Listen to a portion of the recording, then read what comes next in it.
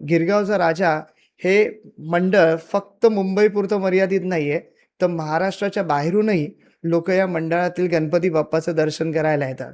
लोकांना समाजोपयोगी उपयोग काहीतरी त्याचा होईल फायदा अशा ज्या काही गोष्टी केल्या तर मला वाटतं अनेक संस्था आहेत त्या आपल्या मंडळाला मदत करतील. त्यामुळे आम्हाला ही शिस्त कार्यकर्त्यांना लावून हेच कार्यकर्ते त्यांना शिस्तीने उभे करतात. म्हणून गिरगावचा राजांचं आज नाव आहे. गणेश भक्त जाताना बोलतो यांच्याकडे चांगलं शिस्त आहे. इकडे जे भारतीय स्थायिक आहेत ते भारताचा आपला कुठलाही एकही सण मिस नाही करत. कुठलंही फेस्टिवल असू तर ते तिकडे सेलिब्रेट आपल्या पद्धतीने करतात. मी तेच सांगेन पुन्हा पुन्हा की लोकांच्या मनात एक घर केलंय. गणपती असावा तर गिरगावचा राजासारखी मूर्ती.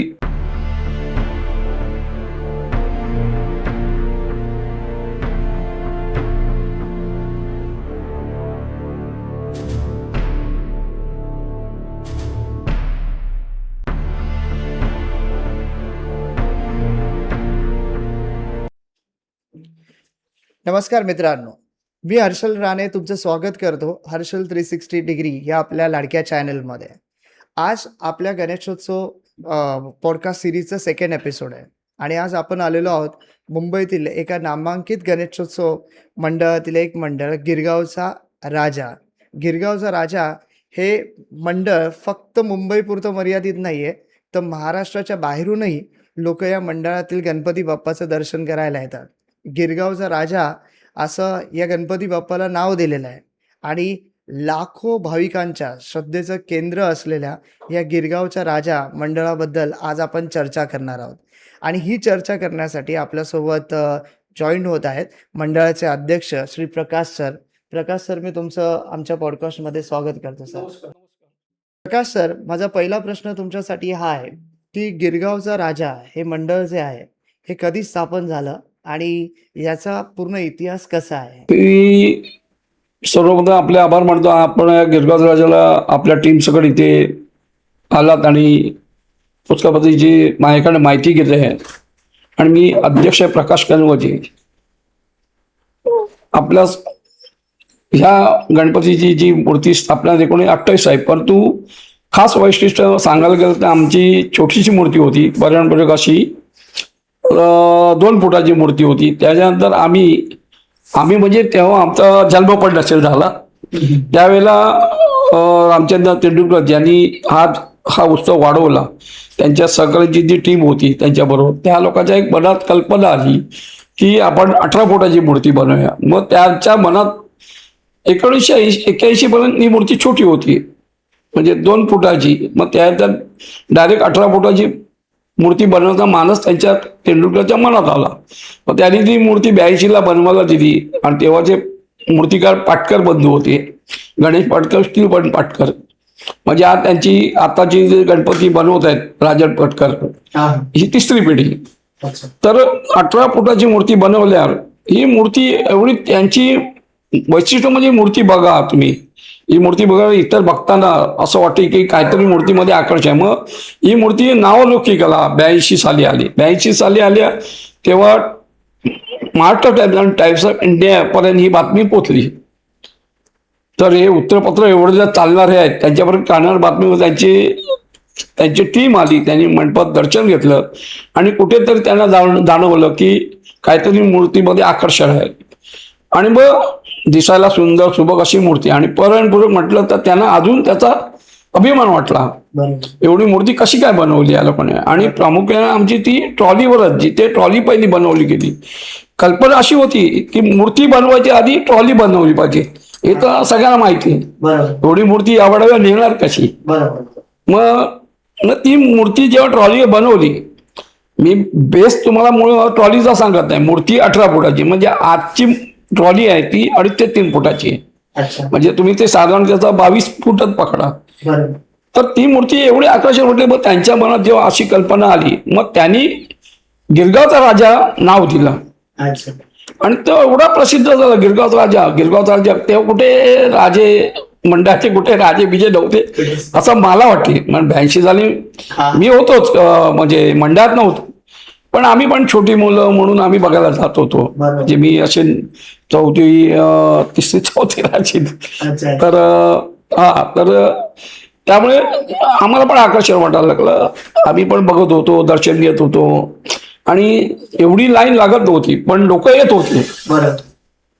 लोक येत होते, दर्शन घेत होते. मग मूर्तीची लाखो भाविक पोचायला लागले. 82-83 हा काळ एक एक वर्ष निघून गेलं.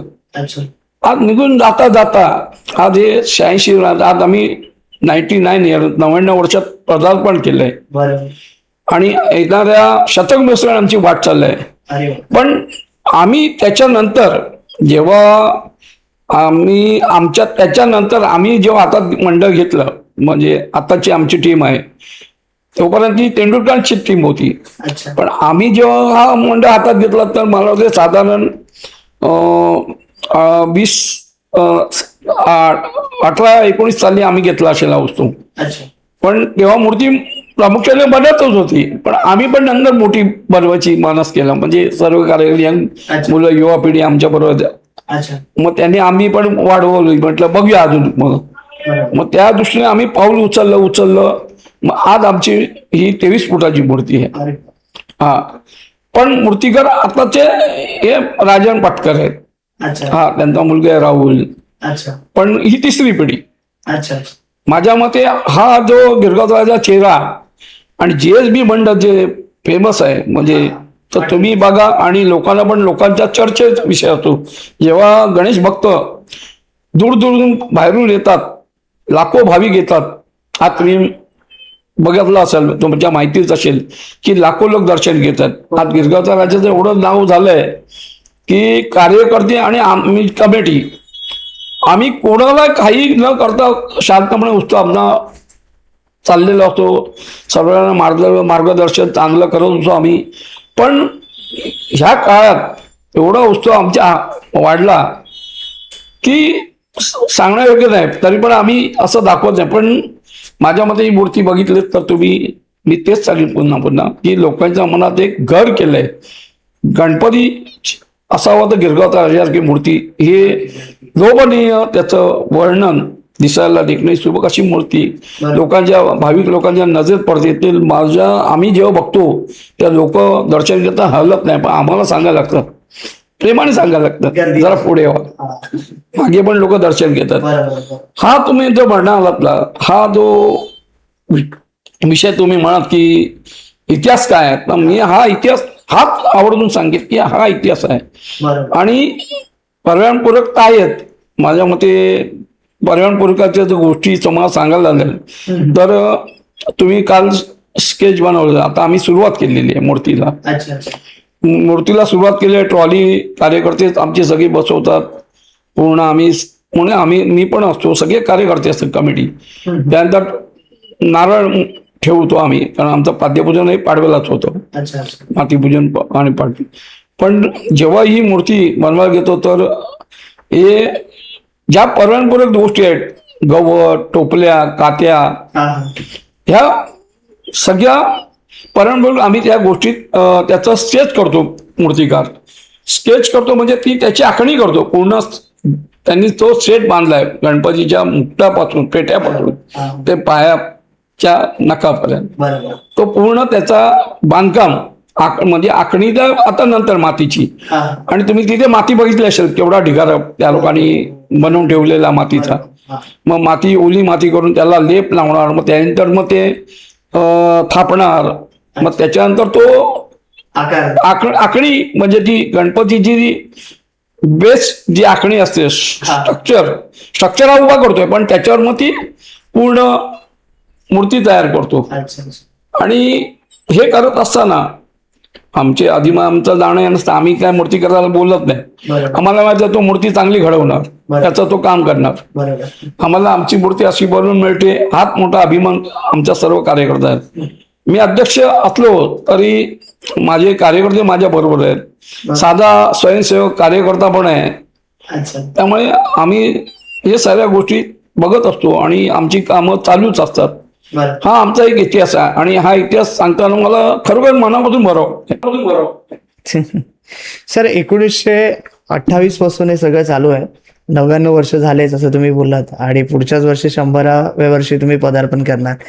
पण एवढे वर्ष झाले तरी शाडूचीच मूर्ती असली पाहिजे, हा असा अट्टहास का आहे? अट्टास का आहे ना, हा प्रश्न बरोबर आहे माझा. बरं तुम्ही हा प्रश्न विचारला. हा मुद्दा इतर मंडळांनी घ्यायला पाहिजे. आम्ही घेतलोय. आम्ही बरोबर. हा श्वास घेतलाय. समजला, हा श्वास घेतलाय म्हणजे का सांगतो तुम्हाला की पर्यटन असलं ना तर समुद्राचं जे पाणी असतं ते पाणी त्याला हानी पोचत नाही. बरोबर. जेव्हा ही मूर्ती लोक म्हणतात, काही लोकांना तेव्हा वाटायचं मूर्त्या कशा विसर्जन, हा प्रश्न प्रामुख्याने पीओपीच्या लोकांना होतो, जे मंडळ बनवतात पीओपीच्या मूर्ती. मी असं म्हणत नाही नका बनव, पण थोडं लिमिटेशन ठेवा मूर्तीला. कारण आमच्याकडे काही, पुढच्या प्रश्नात तुम्हाला मी उत्तर देईन का ते, पण ह्या मूर्तीच्या विसर्जनाला एवढं होतं की ह्याची जी पीओपीची मूर्ती असते ती प्रॉब्लेम करते पाण्याला. म्हणजे आता आम्ही मूर्तीच्या बनवल्या विसर्जन करतो, विसर्जनाला आम्हाला काही त्रास होत नाही. आम्ही विसर्जन करताना आमचे जे कार्यकर्ते सुरुवातीला असतात, गणेश आगमनापासून विसर्जन आमच्यापर्यंत जे असतात, लाखो भाविक असतात, कार्यकर्ते आमचे आहे, सगळी इतर आहे, सगळे लाखो भाविक पण आमच्या मूर्ती बसतात. मी कोणाची मंडळ जिथे त्यांचं नाव आहे, आम्हाला आमचा अभिमान आहे. गिरगाव राजावर किती लाखो भाविक असतात. तर पर्यावरणपूरक समुद्राला हानी पोचू नये म्हणून माझा इतर मंडळाचा उद्देश आहे की पर्यावरणपूरक मूर्ती बनवा. ठीक आहे, टिश्यू पेपरच्या बनवतायत, काही ह्याच्या बनवतायत का तुमच्या पेपरच्या किंवा कसल्या, जास्त करून मला वाटतं टिश्यू पेपरच्या वगैरे बनवतात, कोणी याचा बनवतात काय ह्याच्या वगैरे, ते त्या बनवा तुम्ही. मला टिश्यू पेपर तर तो एक ओढा शेवटी तणबाग. माझं म्हणणं की तणबाग वगैरे पीओपीचे बनवू नका. साईडनी तुम्ही डेकोरेशन करता तो पण नका. आता आमचं बनवतो तुम्ही, आमचं पर्यावरणपूरक डेकोरेशन पण असतं. आमचं मागे आम्ही गड किल्ल्यांचा संवर्धनचा देखाव केला. आर्ट डायरेक्टर सुनील पाटील होते, त्यांनी केला. पण ते पर्यावरणपूरक डेकोरेशन होतं. जेव्हा आम्हाला एक बक्षिसं मिळतात, ही बघा ही सगळी बक्षीस आहेत, ही पर्यावरणपूरक आहे म्हणून मिळाली ना. ही पर्यावरणपूरक आहे म्हणून गिरगाव जायचं पारितोषिक मिळतंय, हा एक आमचा अभिमान आहे. आणि तो इतर मंडळांनी घ्यावा की पर्यावरणपूरक मूर्ती जर बनवली तर समुद्राला त्याची हानी होणार नाही, याची काळजी घ्यावी. आम्ही त्याला म्हणणार नाही की नको बनवू, कशाला कोणाची वाईट आणि हे करा. पण माझा तो एक संदेश असेल आमच्या मंडळातर्फे एक खास अध्यक्ष म्हणून की तो एक संदेश, सर्वांनी अशा मूर्त्या बनवा.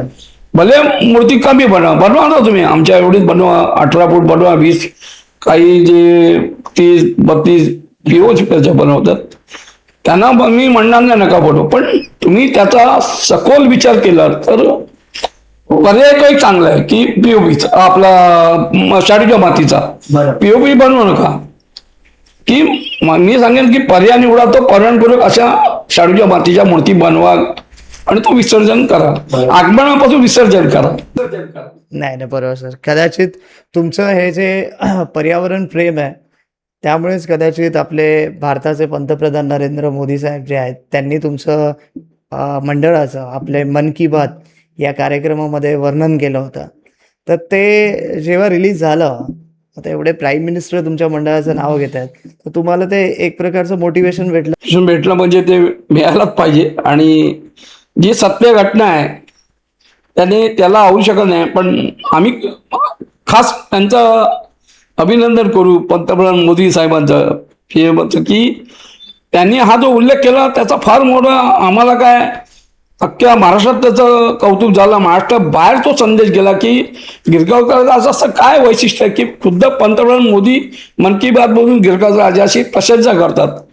आहे काही लोकांना वाटेल की हे करतायत मोठेपणा आहेच, का नाही बाळगू नये. आम्ही कार्यकर्ते झटतोय, करतोय, कुठेतरी आमचा अभिमान आहे तो पंतप्रधान पोचला. आणि आज तर मी म्हणतो त्याच्या अजून पलीकडे जाईल असं मला तरी वाटतं. म्हणजे पंतप्रधानापेक्षा मोठा नाही, इतर देशातले पण पंतप्रधान त्यांच्याबरोबर पोचेल. नाही नाही, बरोबर. काही म्हणजे आमची मनापासून इच्छा आहे सर की हा आदर्श आपल्या देशातच नव्हे तर आपल्या देशाच्या बाहेरच्या लोकांनी पण घेतला पाहिजे. त्यांच्या इथे जर असे उत्सव साजरे होत असतील तर त्यांनीही जसं तुम्ही पर्यावरण प्रेमी आहात किंवा पर्यावरणाच्या दृष्टिकोनातून जे पाऊल उचललंय त्यांनी तसं पाऊल उचललं पाहिजे सर. आणि सर मला पुढचा प्रश्न हा विचारायचा आहे की गणपतीची सुरुवात म्हणजे हे सगळं डेकोरेशन म्हणा, वर्गणी म्हणा किंवा काय, तर साधारणतः किती दिवसापूर्वी चालू होते? आमचं बघा, असं बघायला गेलं तर गणपती बसतो आगमन त्याच्या आधी आमची सुरुवात होते. माझं असं म्हणणं असेल की विसर्जनानंतर पण आमची सुरुवातच असते. आम्हाला चेन पडत नाही. आमच्या सगळी कमिटी चांगल्या जॉबसाठी आहेत, चांगल्या कंपनीला आहेत, कोण हॉस्पिटलच्या चांगल्या पदावर आहे, सगळं नोकरी धंदा घर सांभाळून आपापलं हे करतं. पण एक उत्सुकता अशी आहे आता तर आमची अजून रेलचल एवढी आहे की मग आमच्या सेक्रेटरी सांगितलं की आमची भेटले तुम्हाला, आमची कल्पना पुढल्या वर्षीची आहे.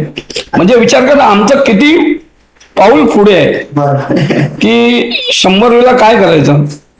म्हणजे आता तर मी तुम्हाला म्हटलं की तुम्ही जे म्हणालात की बाहेरच्या देशात पण कॅनडा, लंडन मध्ये पण गणपती बसतो. इकडे आता जे तुम्ही म्हणाल की पीओपीच्या मूर्ती असतील किंवा नसतील हे तुम्हाला आपल्याला माहित नाही, पण त्यांच्यापर्यंत संदेश नक्कीच पोहोचेल. पंतप्रधानांनी जे उल्लेख केलाय आमचा तो त्यांना पण कळला असेल. मग ते लोक पण भले एवढी मूर्ती बनवणार नाहीत मोठी, पण 2 ते 5 फुटाच्या आत बनवतील, पण त्यांनी शाडूच्या मातीची बनवतील एवढं मला तरी आणि माझ्या सहकार्याने वाटतंय की ते पण बाहेरच्या देशात पण गणपती आणताना शाडूच्या मातीच्याच मूर्ती बनवतील आणि त्याची स्थापना करतील, विसर्जन करतील. एकंदरीत गिरगावच्या राजाकडून ते आदर्श घेतील. गिरगावच्या राजा मंडळाकडून ते आदर्श घेतील शाडूच्या आमचा आदर्श नक्कीच घेतील. म्हणून तुम्हाला म्हटलं ना, जरी बाहेरच्या देशात त्या लोकांना उत्सव करतात आणि आपले भारतीय काही कमी नाहीत, अमेरिका पण आहे. अमेरिका मला वाटतं जास्त आपले युवा पिढी जेव्हा शिक्षण घेतलं तिकडे जातात. आणि तिकडे जे भारतीय स्थायिक आहेत ते भारताचा आपला कुठलाही एकही सण मिस नाही करत. कुठलंही फेस्टिवल असू तर ते तिकडे सेलिब्रेट आपल्या पद्धतीने करतात. नक्कीच. म्हणजे बाहेरच्या देशात मला वाटतं आपण जे करतो ते तिकडे पण करतात. आता उद्या येणारा गोकुळाष्टमी आहे, छोटीशी अंडी बांधतात, कुठेतरी सण साजरे करतात. भारतीय कुठेतरी थांबलेला नाही, तो आपली परंपरा जोपतात. म्हणजे त्यांची जी पुढची जनरेशन आहे त्यांनाही कळलं पाहिजे की भारताची जी संस्कृती आहे ती कशी आहे. त्यामुळे सर अजून मला विचारायचं होतं की आपल्या मंडळामध्ये जे काही यंग जनरेशन असेल, स्वयंसेवक म्हणा, व्हॉलेंटियर म्हणा, काही ना काही कशा ना कशा तऱ्हेने तुम्हाला मदत करत असेल, तर त्या यंग जनरेशन बद्दल तुमचं काय मत आहे? त्या यंग जनरेशन युवा पिढीला आमचं सांगणं म्हणजे मी जरी अध्यक्ष असलो तर मी छोट्या कामापासून आम्ही वरती आलो. आम्ही पण बघायचं काय करतात, कसे लावतात, गणपती आणतात कसे, बसवतात कसे, काय करतात, मग बॅनरबाजी आणि मग काही डेकोरेशन आहे. तर हे आम्ही पण बघत होतो. आज जर मी अध्यक्ष असलो किंवा माझ्याबरोबर ते आमची कमिटी असतील, सेक्रेटरी, खजिनदार, सहसचिव बाकीचे असतील, ते त्यांच्या आमची ती टीम आहे 15 जणांची. ह्या टीमपैकी जर मी तिकडे उभा असतो आणि एखादा माणूस येऊन मला तिकडे तो 10 दिवसाच्या काळात एखादा बॅनर पडला किंवा काही पडलं असेल येऊन सांगितलं, कारण ओळखीच्या आपल्या अध्यक्ष म्हणून ओळखतात, त्यामुळे ते बोलले अरे तिकडे तो बॅनर पडलाय. तर मी असं सांगत नाही, रे हे जा रे तिकडे जो बॅनर पडला तो लाव, आणि अशोभनीय वर्तन असेल. कारण मी जेव्हा असतो तेव्हा माझ्याबरोबर 2-4 कार्यकर्ते असतातच. कार्यकर्ते आमची कम्युनिटी सगळं फिरत असेल, पण ते सांगताना बाजूला जर माझ्या 1-2 कार्यकर्त्यांनी त्यांना न सांगता तो बॅनर मी जातो त्या तो कुतूहलाने माझ्याबरोबर येतात. पण तो बॅनर मी उचलतो आणि जे आता बॅनर सगळे कॉन्ट्रॅक्ट दिलेलं असं, मग त्याला मी फोन करतो, येणार लावणार, तो पण मी तिकडे उभा राहणार की त्याच्यावर कोणाला पाय पडू नये, चिखल लागू नये. मग तो लावून घेतला तर आम्ही जेव्हा येतो तर तो कार्यकर्त्याच्या तेच भावना असते, अरे अध्यक्ष काम करता येतात, सेक्रेटरी, खजिनदार, बाकी कमिटी करते, मग आपण काय करू नये, हा संदेश त्यांच्यापर्यंत पोहोचतो. बरोबर आहे ना. म्हणजे मला असं वाटतं की तो तेव्हा तो कार्यकर्ता अजून तळमळून तयार होतो तयार आणि तो एक संदेश मेसेज चांगला जातो तिथपर्यंत. नाही, नाही. फार छान. आणि आपण याच्यामध्येही बघितलं सर, क्रिकेट वगैरेमध्ये पण आपण बघतो विराट कोहली म्हणा किंवा रोहित शर्मा म्हणा, एवढे रेकॉर्ड्स त्यांनी केलेत. पण कधीतरी कुठल्यातरी मॅचमध्ये ते स्वतः पाणी घेऊन प्लेयर्सला द्यायला जातात. म्हणजे त्यांचंही तेच आहे, की आपली जी पुढची येणारी पिढी आहे, की त्यांच्यासमोर एक काय बोलतात ते एक लेसन ठेवायचं, की कुठलंही काम छोटं-मोठं नसतं. प्रत्येक कामाची सुरुवात छोट्यापासूनच होते. त्यात लाभ नाही आणि अशी लाभ बाळगला तर तो कार्यकर्ता होणार नाही. आणि म्हणून आमच्या कार्यकर्त्यांनी एक शिस्त आणि वळण मंडळाने लावली. मी सांगतो, आमच्या मिटिंग होतात ना, त्या कार्यकर्त्याची एक स्पेशल मिटिंग लावतो आम्ही. अच्छा. हा, मग सेवेकरी वेगळी, त्यांची मिटिंग, कार्यकर्त्यांची वेगळी, ही टीम आम्ही केलेली आहे. अच्छा. स्वयंसेवक वेगळे, त्यांची पण वेगळी आमची मिटिंग लागते. म्हणजे आम्ही कमिटी त्यांना बसून त्यांना सांगतो कसं वागायचं. भक्त लोक येतात, आता तर बरेच लाखो येत आहेत, एवढी गर्दी असते. त्यामुळे आम्हाला ही शिस्त कार्यकर्त्यांना लावून हेच कार्यकर्ते त्यांना शिस्तीने उभे करतात. म्हणून गिरगावकर राजांचं आज नाव आहे. गणेश भक्त जाताना बोलतो यांच्याकडे चांगलं शिस्त आहे. मी सांगतो, जो जो पाऊस पडला तर आम्ही लाईन नाही लावत, सोडतो. मी सांगितलं का प्रत्येक पक्षाचे आमदार, खासदार, सगळे मंत्री येतात. मन की बात नंतर जेव्हा प्रशंसा केली गेली गिरगावकर राजाची मन की बात मधून, तेव्हा त्यानंतर अमित शहा आले, विनोद तावडे आले, एकनाथ खडसे, असे बीजेपीचे अनेक लोक आले.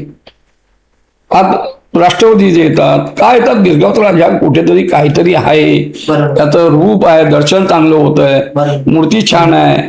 या गोष्टीने आज गिरगावकर राजाकडे सगळी लोक, भाविक, लाखो भाविक येत आहेत. हा आमचा एक कार्यकर्ता उत्साह आहे. आणि हाच उत्साह तुम्ही मगाशी प्रश्न केलात की तुमची आताची हे काय आहे, तर मी सांगितलं ना की गणपती विसर्जन झाल्यानंतर मग आमची हीच चर्चा असते. मगाशी मी बोललो असेल की तुम्हाला 100 आमचं काय गणित असेल, म्हणजे तुम्ही विचार करा. आता मी सांगू शकणार, येणारा काळ सांगेल. 100 अमृत आपल्या 100 शतक महोत्सव आम्ही जातोय, तेव्हा तुम्हाला कळेलच काय आणि काय अद्भुत असेल. आणि गिरगावकर आणि महाराष्ट्राच्या लोकांसाठी, महाराष्ट्राच्या बाहेरील लोकांकडे आमचा कसा संदेश पोहोचेल हे मी सांगू शकतो. आम्हालाही उत्सुकता लागलेली आहे तुमच्या 100व्या वर्षासाठी. आम्ही आतुरतेने वाट बघू सर. नक्कीच नक्कीच. सर, मला पुढचा प्रश्न विचारायचा आहे की आपला गिरगावचा राजा गणपती बाप्पा जे आहेत, त्या गणपती बाप्पांबद्दल असं तुम्ही काही एका भक्ताबद्दल काही अनुभव सांगाल का? ऍक्च्युली हा पण मुद्दा चांगला आहे. बघा, काही काय लोक कुठल्या कुठल्या मंडळातले काही बोलत होते. मी माझ्या गिरगाव राजाचा गणपती आराध्य दैवत आहे. सुरुवात आपण गणपतीपासून करतो, श्री गणेशापासून करतो. माझाच काही इतर, मी म्हटलं लाखो भक्तांचा या गणपतीवर एवढी श्रद्धा आहे की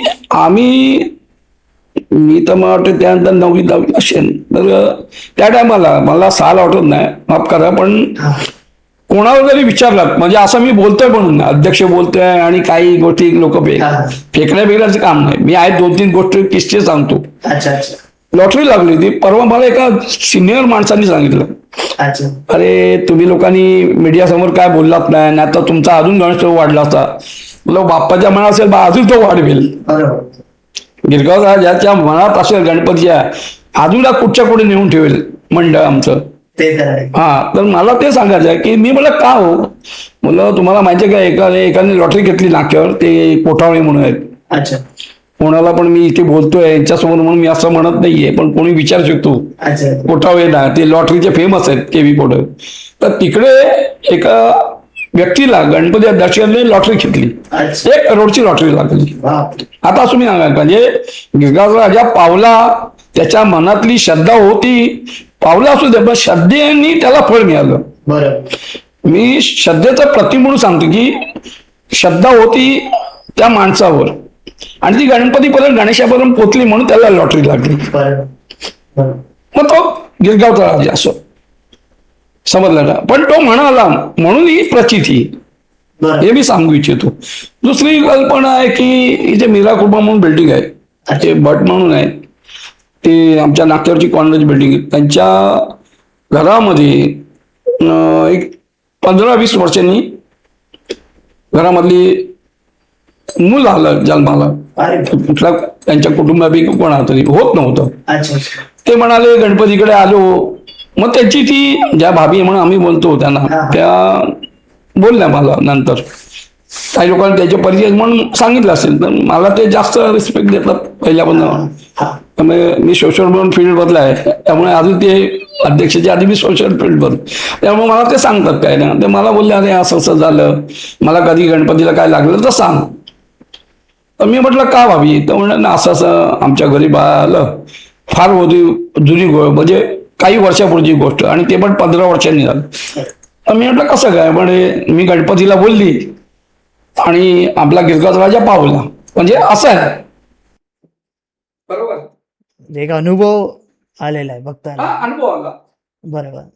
नाही, खूप छान. कारण असं होतं की भरपूर वेळेला असं होतं की आपण मनापासून देवाजवळ काहीतरी मागतो. हा, मी सांगितलं ना, लॉटरी लागली, त्यांनी मनापासून मागली, त्याची श्रद्धा पावली गणपतीला, त्याला लॉटरी. या आधी व्यक्ती भट म्हणून त्यांच्या घरात बाल जन्माला येतं, हा फार मोठं गोष्ट आहे ती. अजूनही माझ्यामध्ये किती भक्तांना असं झालेलं असेल, पण ते डिस्क्लोज झालं नाही म्हणून आपल्याला कळलं पण नसेल.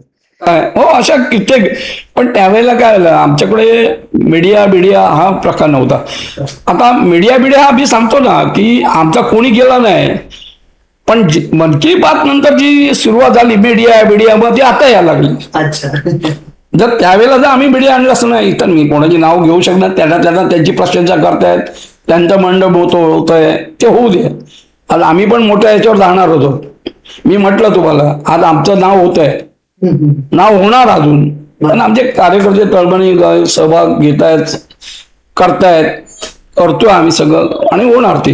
आणि गणपती कुठे कोण नसला तरी गणपती त्याचं काम करून घेणार, तो बसणार अजून मोठा होणार. हे मी मनापासून सांगतो. माझी श्रद्धा भरपूर आहे, माझ्या पण गोष्टी बऱ्याच मनातून झालेल्या, म्हणजे हात पोचलेली आहे, आणि काही लोक भक्तांची पण पोचत असेल. या 2 गोष्टी मी सांगितल्या तुम्हाला किस्से. खरोखर म्हणजे ह्या घडलेल्या गोष्टीचा मी तुम्हाला आवर्जून त्याचा उल्लेख केला, एवढं मी नमूद करू शकतो. नाही सर, आम्हाला इथे ऐकायला बरं वाटलं. सर, मला अजून पुढचा प्रश्न विचारायचा आहे की गिरगावच्या राजाचं पुढच्या 25 वर्षासाठी काय विजन असेल? आता 100, 99, 100, त्यानंतर 25चं म्हणताय तुम्ही. विजन युवा पिढी असणार तेव्हा. म्हणजे अजून आम्ही 2-5 वर्ष असणार, म्हणजे आहोत. गणपती ठेवणं तो पण आमच्या हातून करायचं करणार. आता आम्ही म्हटलं 3-3 वर्ष आमचं इलेक्शन आहे, आता त्यानंतर युवा पिढी येणार. अजून आमच्यामध्ये त्याच्यामध्ये मी सिनियर आहे, आम्ही 2 जण. पण करून घेतलं तर आम्ही ठेवू मंडळात, आणि नसलो तरी पण आम्हाला काम करायचं आहे गणपतीसाठी. आम्ही एखादा चान्स देऊ, पण युवा पिढीचं आम्ही युवा पिढीलाच आणू. पण पुढचं विजन जे आहे, तुम्ही म्हणता की हा विजन ह्या आता काय करणार, तर माझं एकच असेल की युवा पिढीने काही समाज कार्य करावं. म्हणजे त्यांनी आपलं शिक्षण पातळीवर शिक्षण करावं, मंडळ सहकार्य मंडळाची हातभार लावावा. पण पुढे ज्या उत्सव करण्याचा जो पैसा लागतोय, पैशाची गरज असणार, कारण आज जो एवढा आवड खर्च होतोय, तो एवढ्यासाठी देणगीदार, वर्गणीदार आहेत, रहिवाशांचे आहे. आम्ही दादपणे येऊन लोक भावी भक्त हे करतात, वर्गणी स्वखर्ची देत आहेत, त्याच्यावर आम्ही समाधान मानतो. पण तू बाहेरच्या ज्या मोठ्या जाहिरात, मी मोठमोठ्या कंपनीच्या जाहिरात येते, पण त्याच्यातून आमचे जे समाजकार्याच्या दृष्टीने पाऊल आहे, आणि युवा पिढीने तेच केलं तर समोरून देणग्या वगैरे बाहेरून पण मिळतील. आता तुम्ही म्हणाल युवा पिढीने काय करावं, हा जो तुमचा विजन आहे मी समजतो. त्यांनी स्वतः शिक्षण घेऊन काहीतरी, पूर्वी जसं रक्तदान वगैरे आता हे छोटे झाले, ब्लड घ्या, डोळ्याचं हे ते नेत्र शिक्षण थोडं. आता मोठमोठे आजार आहेत, हार्टचं आहे, हार्गाच्या गोष्टी आमच्याकडे मंडळातर्फे आम्ही डायलिसिस करतो. डायलिसिसचा आम्ही जो खर्च आहे, जे आमच्याकडे पेशंट येतात त्यांना आम्ही सहकार्य करतो चांगली मदत. मी सर आता हाच प्रश्न विचारणार होतो की आपला गिरगावचा राजा जे आहे ते गणेशोत्सवा व्यतिरिक्त पूर्ण वर्षभर अजून काही उपक्रम राबवतात का? मी सांगितलं ना, आता युवा पिढीचा तुम्ही म्हणजे युवा पिढीने चांगले बोध शिक्षण घेऊन या कामात यावं, आणि यायला पाहिजे. जे लोकमान्य टिळकांनी हा गणपती चालू केलाय हा जोपासलाच पाहिजे. बरोबर. हा बंद होणार नाही, पण हा जोपासला करून त्याची हा मंडळ पुढे चालवावं युवा पिढीने. त्यासाठी येणारी मदत ते मिळणार. आणि आजकाल चांगल्या गणेश मंडळाला जर उपक्रम तुम्ही म्हणत, आता तुम्ही म्हणत काहीतरी कुठेतरी मी सांगितलं डायलिसिस किंवा हार्टचे जे पेशंट आहेत आता असे काय शिबिर भरवलं की त्यांना मदत पोचली. आणि मला वाटतं लेडीजचे काय हे ब्रेस्ट कॅन्सरचे वगैरे जे आजार उद्भवले त्याच्यासाठी काहीतरी आपण केलं आणि लोकांना समाजोपयोगी उपयोग काहीतरी त्याचा होईल फायदा अशा ज्या काही गोष्टी केल्या तर मला वाटतं अनेक संस्था आहेत त्या आपल्या मंडळाला मदत करतील की त्याच्यातून हा उत्सव मोठा होऊ शकतो. आणि असे बरेचसे आजार आहेत. आता ब्रेस्ट कॅन्सर आहे, ते हार्टचं बोललात, अजून मोठमोठे आहेत, किडनीचे आहेत. हे असे आजारासाठी आपण जर त्यांना मदत केली तर समोरून त्याचा आपल्याला मी फायदा म्हणणार नाही, पण काहीतरी लोकांपर्यंत हा संदेश पोहोचला तर समोरूनच लोक अप्रोच होऊन आपल्याला काहीतरी देतील आणि त्याच्यातनंच हा आवड मंडळ चालू शकतो आपण. सर, मला पुढचा प्रश्न आहे की आजच्या तरुणांना आणि गणेश भक्तांना तुम्ही गिरगावचा राजा या मंडळातर्फे काय संदेश द्याल? तरुण महाराष्ट्राची तरुण, भारताचे तरुण, जी यंग जनरेशन आहे, जी पुढच्या काही वर्षामध्ये देशाची पॉवर बनणार आहे, तर त्यांच्यासाठी तुम्ही काय संदेश द्याल? आता त्याला संदेश हा देऊ शकतो की कुठेतरी काही तरुण पिढीने की कुठेतरी याच्यात सामील व्हायलाच पाहिजे. की बोला अखंड ही गणपती सेवा कार्यरत आपल्याला पुढे चालवायचं. तर संदेश मी एवढा देईन की बाबा काहीतरी करून हे जे आहे चाललेलं आहे ह्याचा प्रामुख्याने विचारपूर्वक करून हा उत्सव असा पुढे चालू ठेवावा. एक माझा संदेश अध्यक्ष म्हणून असेल आणि आमच्या कमिटीतर्फे पण संदेश असेल की हा उत्सव असा चालू ठेवा. आणि ज्या काय गोष्टी आहेत मी पुन्हा सांगेन की ह्या गोष्टीकडे त्यांनी स्वतःकडे घरच्या कामात दुर्लक्ष करून शिक्षण वगैरे सगळं सांभाळून या गोष्टी हा युवा पिढीला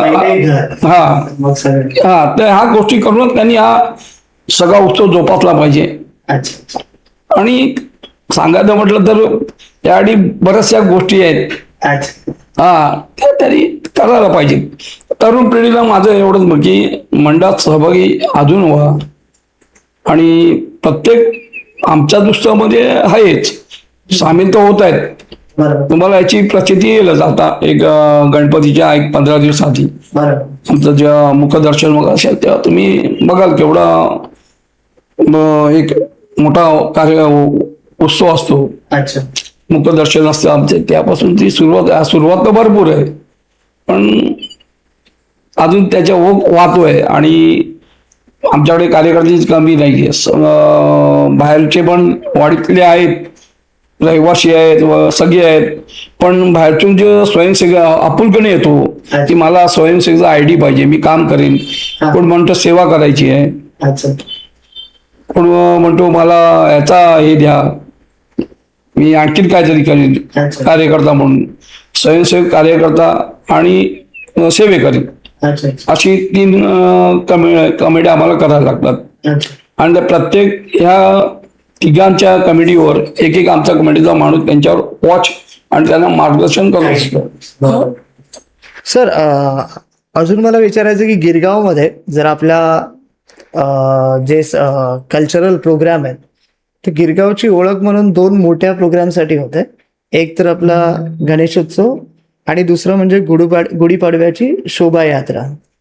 तर मला असं तुम्हाला विचारायचं आहे की आपल्या गिरगावमध्ये जे गुढीपाडव्याची शोभायात्रा निघते त्यामध्ये आपल्या मंडळाचा काही सहभाग असतो का? आमच्या मंडळाचा सहभाग का नसताना, गुढीपाडवा आपलाच सण आहे. बरोबर. आणि गुढीपाडवा ही गिरगावची शान आहे. मला वाटते फार एवढी लोक येतात त्याच्यामध्ये. आणि खरोखर हा पाडवा एवढंच उत्साहाने साजरा करतात तरुण तरुण युवा पिढी बरोबर त्याच्यामध्ये सिनियर सिटीजन असतात.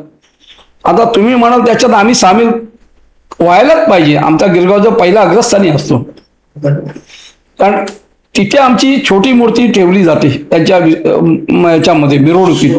शोभायात्रा आमच्या मध्ये मूर्ती असते, हीच मूर्ती आम्ही तिथे बसवतो. आमची मूर्ती आहे मूर्ती गणपती तिकडे आहे. लोक आताही तिकडे येतात जातात दर्शन घेतात. तीच मूर्ती आम्ही पूजा अर्चा करून उचलतो आणि त्या मिरवणुकीत पाडव्याच्या शोभायात्रेत सामील होतो. ती शोभायात्रा फडके मंदिर जे गणपती देवस्थान आहे फडके मंदिर तिथून जी सुरुवात होते ती प्रिन्सेस स्ट्रीट पर होती. तर त्या मिरवणुकीत आमची ज्या मूर्ती असते आम्ही जो अग्रस्थानी भाग घेतो. नाही सर, आता माझा शेवटचा प्रश्न तुमच्यासाठी की एक अध्यक्ष म्हणून नाही पण एक गिरगावचा रहिवासी म्हणून गिरगावचा राजा तुमच्या मनामध्ये काय आहे?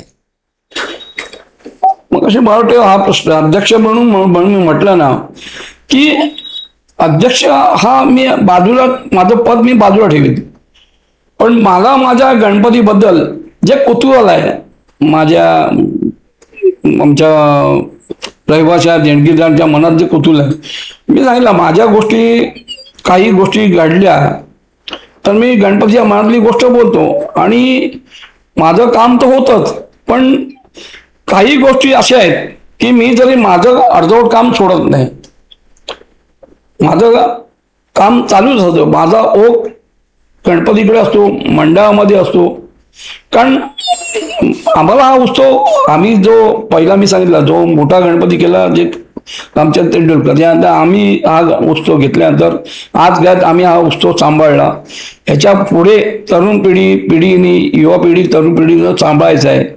आम्ही असणार कारण त्यांना पाठबळ द्यायला आम्ही असणार, पण अध्यक्ष म्हणून हाच माझा प्रयत्न असेल की ह्यांच्या या गोष्टी मागे आमचं सहकार्य नक्कीच असेल आणि त्या गोष्टीमध्ये सहकार्य करून आम्ही अजून मंडळ उच्च स्तरावर नेऊ अशी माझी मनापासून भावना आहे आणि माझ्या सहकार्यांची पण तीच भावना आहे, प्रेरणा आहे. आणि ती प्रेरणा आम्ही गणपतीला चरणी अर्पण करतोय आणि आम्हाला यश शक्ती बुद्धी गणपती बुद्धीचा दाता आहे. तोच बुद्धी देणार, तोच सर्व काही करणार. कारण निष्ठेने आणि प्रामाणिकपणे जो काम करतो त्याला यश मिळणार. बरं, ते तर आहे. नाही सर, फार छान वाटलं तुमच्याशी बोलून. आम्हाला जी आमच्या मनातली इच्छा होती की प्रत्येक मंडळाबद्दल जी माहिती आहे ती आम्ही लोकांपर्यंत आमच्या व्ह्युअर्सपर्यंत पोहोचवण्याची, आणि तुमच्याशी बोलून फार आम्हाला चांगल्या गोष्टी आपल्या गिरगावच्या राजा मंडळाबद्दल माहिती पडल्या. सर तुमचे फार फार आभार, तुम्ही आमच्या पॉडकास्टमध्ये सामील झाला. सर पोचवाच, ही माहिती पोचलेली आहे पण पोचवा. तुम्ही आज आलात वेळ काढून. मी पुन्हा एकदा तुमचे मंडळ गिरगावच्या मंडळातर्फे अध्यक्ष म्हणून नाही मंडळातर्फे मी तुमचं स्वागत करतो, आभार मानतोय. अशीच आम्हाला मंडळाला भेट द्या आणि आमचा हा जो संदेश आहे तो लोकांपर्यंत पोचवा.